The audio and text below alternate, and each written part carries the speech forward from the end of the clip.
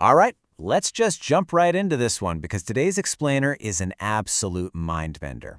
For decades, we've all gazed up at the moon, right? We've mapped the craters, scooped up the dust, and pretty much just accepted that it's a silent, totally dead rock floating in the void. But what if it's not? What if the far side of the moon, the side we literally never see from Earth, was hiding a secret so massive it could completely rewrite our understanding of the universe? Today, we're piecing together an encounter that takes everything we know about space exploration and just shatters it. I want you to really put yourself in this situation for a second. Picture yourself wearing that heavy, clunky spacesuit. You're standing right there on the desolate lunar surface. The silence is absolute. It's pitch black in every direction. You're up there for a completely routine mission. Scoop some rocks, check the gear, confirm that the moon is exactly as empty as we've always been told. But then you think, if there actually is something hiding out here in the dark, I guess I'm about to find it. Just imagine the sheer suspense of that moment, being hundreds of thousands of miles away from home. Okay, let's dive into this because this quote is really the explosive core of the entire story. I came to the moon looking for life. I found an entire civilization. Wow. We aren't talking about finding some fossilized bacteria under a rock here. This is a total paradigm shift. Our source material presents this wild scenario where our search for alien life completely skips the microscopic phase and lands us right on the doorstep of a highly advanced, fully functioning civilization, literally in our own cosmic backyard. So let's break this down. Section 1. Touchdown at Tranquility Base. The arrival and the immediate realization. It starts out sounding totally normal. Tranquility. We have touchdown, it is absolutely incredible. And hey, landing on the moon is always an incredible feat, right? But usually, the incredible part is just the fact that we survived the trip to a barren wasteland of gray dust. The contrast here is super important. The astronaut is riding that standard high of spaceflight, completely unaware that this run-of-the-mill lunar mission is about to go completely off the rails. Because almost immediately, the whole vibe flips. The astronaut looks out at the landscape, and what they see forces this terrifying yet thrilling realization. This isn't natural. Someone built this. The geometry is just too perfect. It's too deliberate. This is the exact second a scientific survey suddenly turns into a first contact scenario. The realization that you are looking at artificial structures on the moon, it literally changes human history forever. Which brings us to Section 2, following the unknown signal, tracking the impossible broadcast. And this brilliantly illustrates just how fast things escalate. Think about this timeline. 1 minute, you're safely touching down. The next, your suit telemetry starts picking up an unknown signal. Imagine those alarm bells in your helmet. So naturally, you direct all your sensors to the source. And then, and this is the part that gives me chills, you realize the signal isn't just some old dead beacon. It's reacting to you. They know you are there. It is reacting to my presence. I'm going inside. Faced with an alien intelligence that is actively tracking them, the astronaut doesn't run back to the ship. They don't panic and launch for Earth. Nope. Driven by just pure, insatiable human curiosity, they take this massive, completely uncalculated risk to physically step inside. And honestly, isn't that the defining trait of humanity? Stepping right into the dark even when we're terrified. Moving right along, Section 3, the beating heart of civilization. Discovering what actually lies inside. Now, what's really interesting about this is the grand, almost theatrical way these beings introduce themselves. Behold the beating heart of our civilization. It's not some sterile mathematical greeting. There's real weight to it, pride even.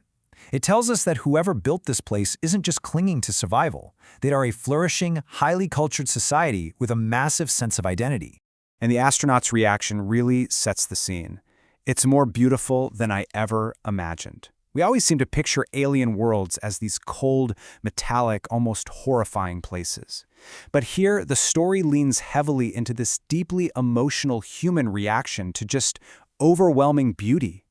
The dead gray rocks outside give way to something that totally defies our imagination. I thought the moon was empty, but we were never alone. Let that sink in for a second. For our entire existence, we've looked out into the night sky and asked, is anybody out there? To find out the answer wasn't a million light years away, but literally right next door. It means our isolation was a complete illusion. We were never actually alone. All right, Section 4. Watched for centuries, the ominous truth about Earth's neighbors. Because here is where things get a little unsettling. Earth. We have watched your world for centuries. Just think about the implications of that for a minute. They haven't just been passively hanging out on the dark side of the moon. They've been watching us. Long before the Wright brothers, long before we even dreamed of going to space, their eyes were on us. We've basically been the subjects of a massive cosmic observation experiment. So the crucial point is this insane gap in the timeline. Centuries ago, they quietly start observing us. They watch our wars, our inventions, our extremely slow technological progress. Fast forward to today, and we just kind of stumble onto their front porch. They have hundreds of years of data on us. We have, what, maybe 5 minutes of data on them? The power dynamic is just totally wildly skewed in their favor. So faced with that mind-blowing reality, the astronaut asks exactly what any of us would ask. Then why did you hide from us?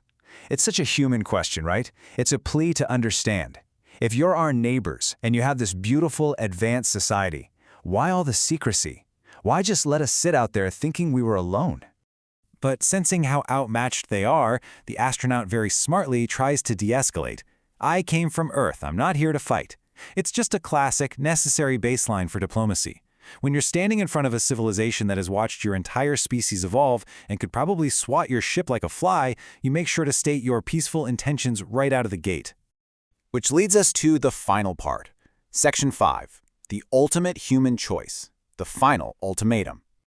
All of this, the landing, the massive city, finding out we've been watched for centuries, it all crashes into this one defining moment. A firm line is drawn. Do not go any further. The tension here is off the charts. The extraterrestrials are completely in control. They showed us their home, but now they are laying down the law. The free exploration is over. Let's see how this builds, because they present a massive, totally binary choice. Option 1, return to Earth and just forget you ever saw any of this. Go back to your safe, comfortable illusion that the moon is empty. Option 2, come with us and discover what actually lies beyond the stars. It forces the ultimate decision. Do you choose the absolute safety of everything you know, or do you take a leap into the terrifying, boundless unknown? Which wraps up our explainer for today, but I want to leave you with this. If you were the one standing in that breathtaking alien city, caught right between the safety of home and the infinite mysteries of the universe, what would you do? Which path would you actually choose? Would you hold on to the familiar, or would you step off the edge of human history? Something to think about, right? Thanks for joining me for this explainer, and I hope it leaves you wondering just a little bit more about what might really be waiting out there in the dark.